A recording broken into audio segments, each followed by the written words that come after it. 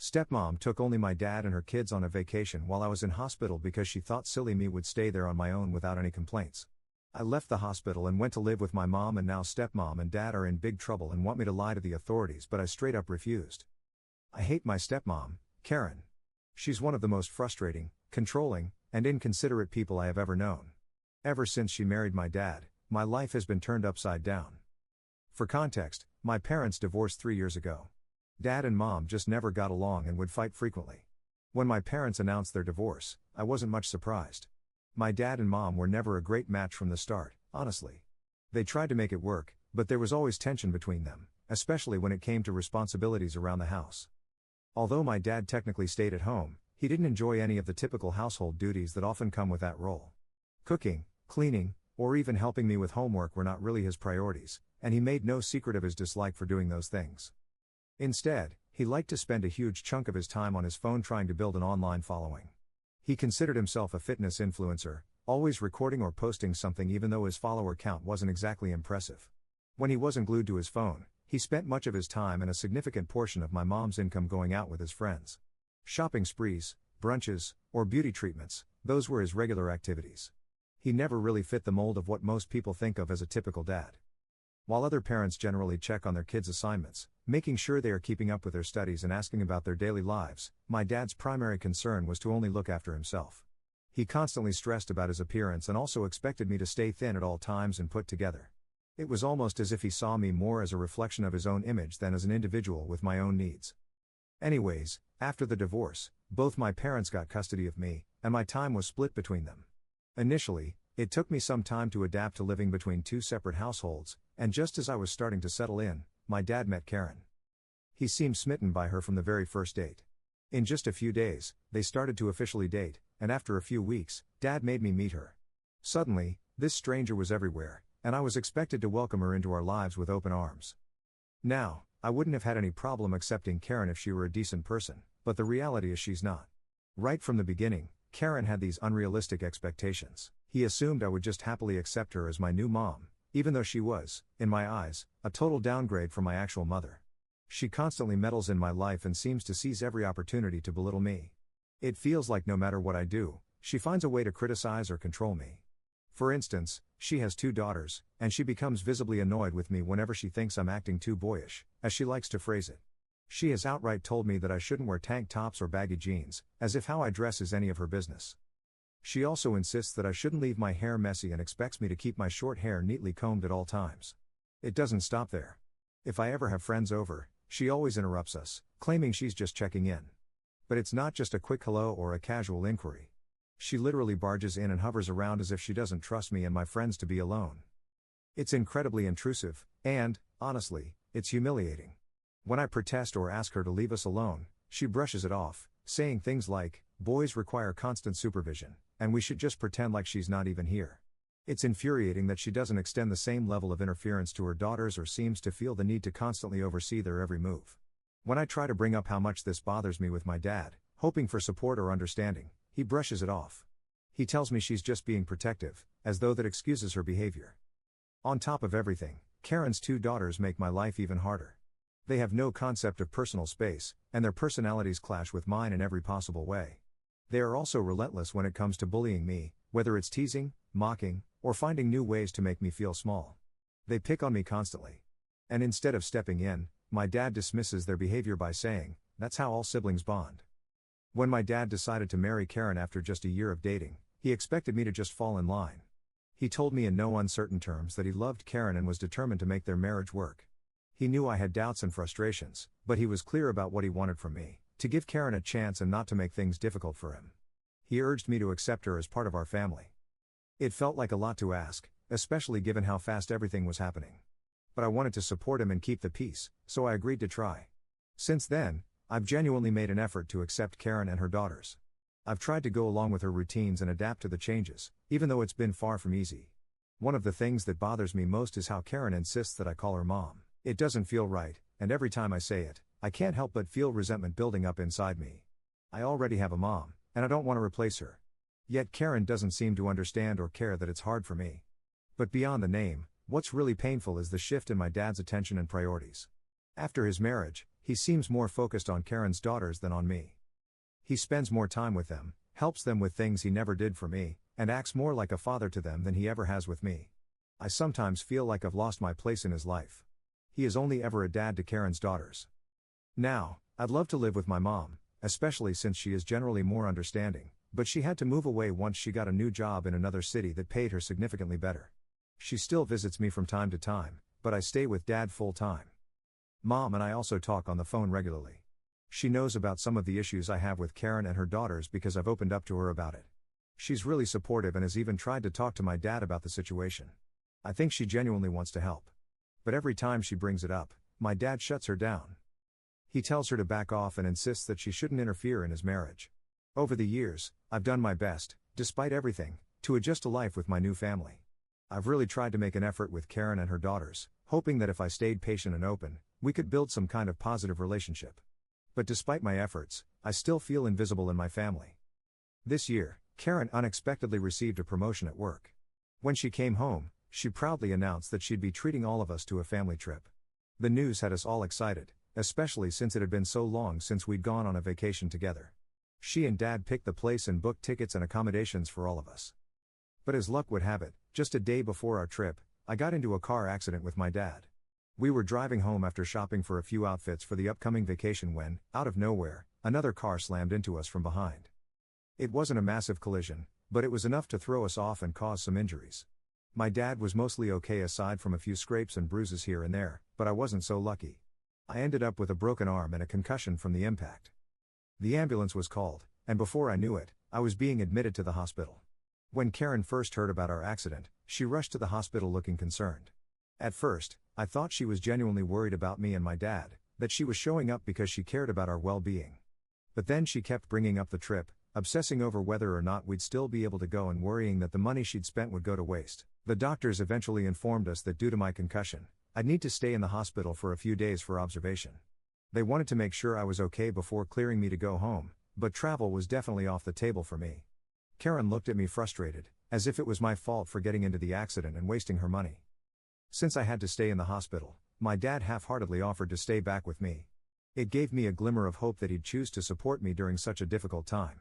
However, Karen was quick to jump in, arguing that since our plane tickets were already paid for, we were already losing money with me not going and that it wouldn't make sense for my dad to also waste even more money by staying behind. She then turned to me and told me that at my age, I should be perfectly capable of staying at the hospital alone for a few days. She pointed out how safe the hospital was with doctors and nurses on call 24/7, implying that I had nothing to worry about. Karen then went on to insist that once I was discharged, she'd arrange for a babysitter to stay with me at home. I argued with her that I wasn't comfortable staying at the hospital alone or having a babysitter take care of me back home. I begged my dad to stay with me instead. My dad did try to stand up for me, telling Karen that it wasn't right to just leave me alone in the hospital. He knew that this was wrong. However, Karen still pushed back. She kept arguing that my dad's presence was unnecessary and that his staying would only mean sitting by my side and doing nothing productive the whole day. She made it sound as though his presence was useless, ignoring the emotional support he could actually provide.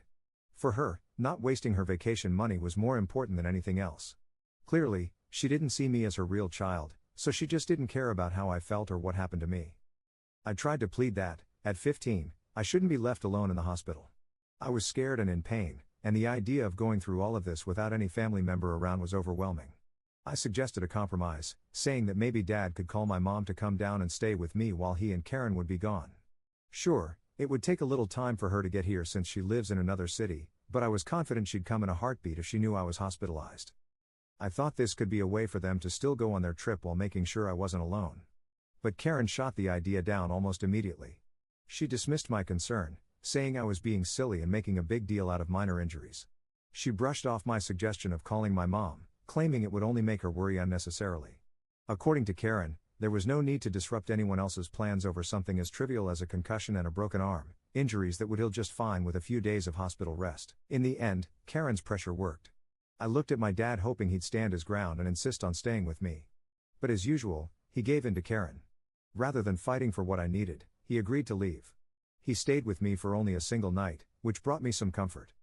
I clung to the hope that maybe after seeing how vulnerable I felt, he would realize I needed him there. But the next day, Karen showed up at the hospital to pick him up, eager to head off on the trip as planned without any consideration for how I was doing. After my dad left me alone at the hospital, I felt abandoned and betrayed. After just a day of being there by myself, I couldn't hold back the tears anymore. One of the nurses noticed me crying, and after realizing that I didn't have anyone around to check on me, she kindly offered to call my dad. I told her it was fine, that they probably wouldn't answer anyway, but she insisted, so I gave her my mom's number. I was half expecting that my mom might scold me or tell me, just like my stepmom had, that I was overreacting and that being alone in the hospital wasn't a big deal. But the moment my mom picked up the phone and was informed by the nurse about my situation, she was immediately concerned. She sounded more worried than I'd heard her in a long time and asked me if my dad had really gone off on the trip without me. I explained the whole situation, telling her how Karen had insisted it was fine to leave me because she didn't want the trip money to go to waste and how Dad had ultimately agreed to go along with it. My mom was furious. As I told her everything, she went quiet, but I could feel her anger simmering. She then told me that my dad had only mentioned we'd been in a minor fender bender, downplaying the entire situation. He hadn't mentioned a single word about my broken arm or my concussion, or that he and Karen would be leaving me alone in the hospital. According to what he told her, there was nothing to worry about, so she hadn't felt the need to reach out to me. Hearing that Dad had knowingly lied about my situation to Mom made me feel even more hurt and betrayed. My mom immediately assured me that she was going to come over as soon as possible. She told me she'd drop everything and drive over to the hospital and stay with me no matter how long it would take. For the first time since I'd been admitted, I felt a sense of relief, knowing that my mom was coming to be by my side and that finally, someone was taking my situation seriously. And as I sat there waiting, I realized just how much I needed that kind of support in my life. Within just 2 hours, my mom arrived at the hospital, and seeing her walk through the door felt like a huge weight had lifted off my chest. I started to cry as she hugged me and reassured me that everything was going to be okay. She then immediately went to speak with my doctors, making sure she understood every detail of my injuries. I could see the relief on her face when she confirmed that, while my injuries were painful and serious, they weren't life-threatening. She was very regretful for not being there for me sooner and for not questioning my dad's version of events. She told me she regretted trusting that everything was fine without checking in on me directly, and it was clear that she was beating herself up over it. Obviously, my mom's anger toward Karen was palpable. She was furious that my stepmom had the audacity to treat my needs so casually and then chose to go on a trip rather than ensuring I was taken care of. The lack of respect and care Karen showed by leaving me to manage alone in the hospital revealed just how little I mattered to her. Her actions spoke volumes, making it clear that despite being in a relationship with my dad, I was nothing more than an inconvenience to her. My mom tried to call Dad and Karen, but neither of them picked up her calls. This made Mom even more furious, and she swore up and down that she was going to teach Dad and Karen a lesson for abandoning me like this. Over the next 2 nights, my mom stayed right by my side, having taken leave from work to make sure I wouldn't be alone. She didn't leave me for a moment until I was finally discharged. And even then, she wasn't comfortable with me going back to Karen's house, where I'd be left with just a babysitter until everyone returned. Instead, she insisted I come home with her, so I agreed. Once I settled in at my mom's place, she tried reaching out to Dad again. He claimed he had missed her earlier calls because he was having so much fun with Karen and her daughters. Hearing this only fueled her anger more, and she didn't hold back. She firmly told him that his behavior was unacceptable, that abandoning me in the hospital was a serious act of neglect, and that she planned to take legal action to hold him and Karen accountable. She even mentioned taking him to court if necessary so he could even lose custody of me, making it clear that she was prepared to report both him and Karen for their actions. Since then, my phone has been constantly buzzing with calls and texts from both Karen and my dad. Instead of acknowledging what they did or expressing any sort of apology, they've been sending message after message accusing me of ruining their vacation by telling my mom about my situation. Karen has even gone as far as to say that all I had to do was keep my mouth shut and quietly stay in the hospital without making a fuss. According to them, everything would have been fine if I had just complied with them. Am I the asshole for throwing my dad and stepmom under the bus? Update 1. For everyone asking, now that I've had some time to think about it and have talked to my mom, I realized that there have been so many times over the years that Karen and Dad neglected me, and I just let it happen. I stayed quiet hoping things would change, but they never did. It's hard to admit, but I allowed myself to be pushed aside for their convenience. And now looking back, I can't believe I tolerated it for so long. For example, Karen frequently undermined my relationship with my mom. She would constantly make negative comments about her, saying things like she was a deadbeat or a loser compared to her. This was because Karen strongly believed my mom wasn't a good wife to my dad, and hence she had the right to bash on my mom. Dad also never asks her to stop. Whenever I have had issues at home or tried to talk to Dad about them, Karen always dismisses my feelings by telling me that I make a big deal out of things or that I'm just too sensitive because I'm a boy. She often claims that this is why she's so lucky to have only daughters. Karen constantly shows favoritism toward her daughters even in the smallest day-to-day interactions. She doesn't mind giving them money for any expense they have without hesitation. But whenever I ask Dad for anything, Karen interrogates me with countless questions. She constantly claims that I'm buying unnecessary things and wasting money even though it's not even the money that I spend to begin with. It's my mom's money, so I'm allowed to spend it however I want. Despite being in the same house, we never spent quality time together as a family. Karen and Dad would often make plans with her daughters and leave me out, claiming they didn't want to bother me or that they wanted to spend some quality time together without me. This often left me feeling abandoned and unimportant. They would go out for dinner or do things that they enjoyed without considering that I might want to be included. This is probably why I was so excited to join them on the vacation, because they rarely ever included me in their plans. Karen and Dad also don't like to celebrate my birthdays. They always tell me that since Karen's daughters don't make a big deal out of their birthdays, I shouldn't expect much either. It's like they believe I don't deserve any special attention just because it's not their way. And when it comes to gifts, I end up getting things that I don't even like or use, as if they don't care enough to put any thought into what I would actually enjoy. Whenever I was struggling with school, Karen would say things like, "You're just lazy. That's your problem." Or "Why do you even bother with that stuff?" Instead of asking what was going on or offering help, she made it about how it inconvenienced her. Dad, on the other hand, would just stay silent, not offering any comfort or words of encouragement, even though he knew how much it was affecting me. Update 2. So my mom did report Dad and Stepmom to CPS. It wasn't a decision she made lightly, but she felt it was necessary to ensure that what had happened wasn't overlooked. She couldn't just sit back and let them treat me like that, leaving me behind in the hospital without a second thought. When Karen and my dad returned home, they were contacted by CPS officials. They had to answer a whole bunch of questions explaining the situation, their actions, and their decision. I'm sure it was a wake-up call for them, one they probably weren't expecting. But the authorities agreed with my mom that leaving me behind in the hospital, especially after being injured, was unacceptable. They acknowledged that I had been neglected in a way that put my well-being at risk. Later, my dad called me. He wasn't exactly happy, and I could tell from his tone that he was upset with me. He told me that I had pushed both him and Karen into a lot of trouble by involving CPS. It felt like he was blaming me for what happened, but I knew I hadn't done anything wrong. He warned me that CPS would be reaching out to me next to get my side of the story. My dad then continued to strongly urge me to lie to the authorities, telling me that if I didn't, then I could end up being taken away from him and he would lose custody of me. I argued with him that I wasn't comfortable lying to the authorities and that maybe he should face the consequences of his actions when he abandoned me at the hospital that day. Dad then tried to guilt-trip me, saying things like how he had given me years of his life and that I needed to show my loyalty to him this time. He made it sound like I was somehow going to betray him by being honest with the authorities, as if I was the one at fault for everything that happened. But what really struck me was when he told me that lying would also protect Karen and her daughters. He explained that the CPS investigation could end up causing problems for Karen, especially with her ex-husband. Her ex-husband might find out and use this as ammunition to make Karen pay for it. I just shook my head as I realized how my dad seemed more concerned about my stepmom's reputation and his own than about what I had been through. Not once did he ask me how I was doing or if I had recovered. Meanwhile, he continued to beg me, pleading with me to lie and protect his family. I couldn't take his selfishness anymore.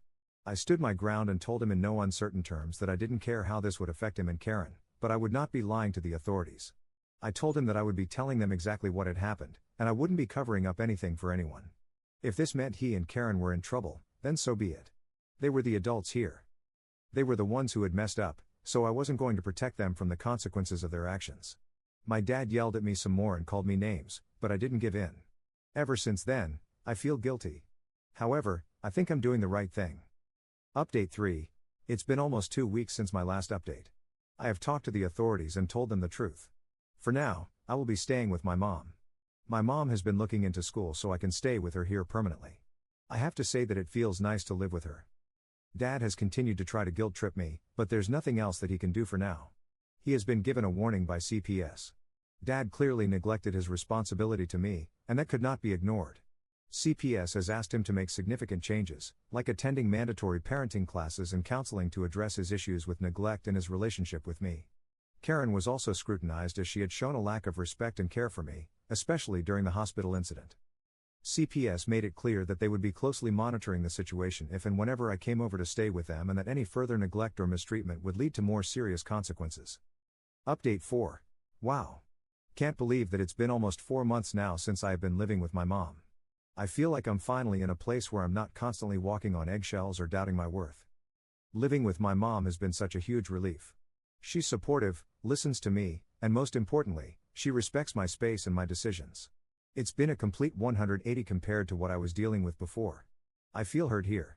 I can talk about my day, my struggles, my dreams, and she actually cares. I've been able to focus more on school and my mental health, and I feel like I'm finally getting back to who I really am. I've also made some amazing new friends at school and I genuinely love spending time with them. In fact, last month, for the first time in a long time, I actually got to have a proper birthday celebration. I invited all my friends over, and we had a pizza party while watching cheesy action movies. It was the kind of birthday I'd always wanted but never got when I lived with my dad and Karen. As for Dad, things are still complicated. He's been trying to contact me more frequently lately, even sending me texts about how sorry he is and how much he misses me. Part of me feels guilty for staying away, but then I remember everything that led to this point. I've made it clear to him that I'm still not ready to come back. And while he tries to reach out, I've established boundaries for myself. His actions were damaging, and he needs to take full responsibility for that. As for Karen, she hasn't apologized or taken any responsibility for her actions. Honestly, I'm not surprised. She's never shown any real concern for me or my well-being. The way she treated me, especially when I was in the hospital, is something I'll never forget. Whether she ever changes or not doesn't matter to me anymore. I'm not waiting around to find out. I've learned to rely on myself and the people who truly care about me, and that's enough.